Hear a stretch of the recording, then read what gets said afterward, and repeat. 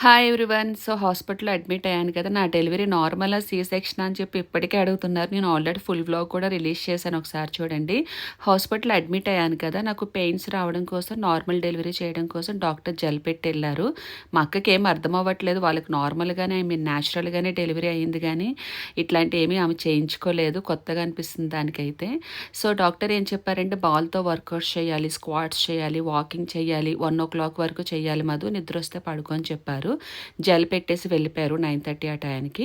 ఇంక నేనైతే హాస్పిటల్‌లో వాకింగ్ చేశాను. నాతో పాటు మా అక్క వాళ్ళ అబ్బాయి. అయితే 5 ఫ్లోర్స్ అన్నమాట. ఎక్కడం దిగ్గడం అవన్నీ చేశాను ఇట్లా క్రాస్‌గాను.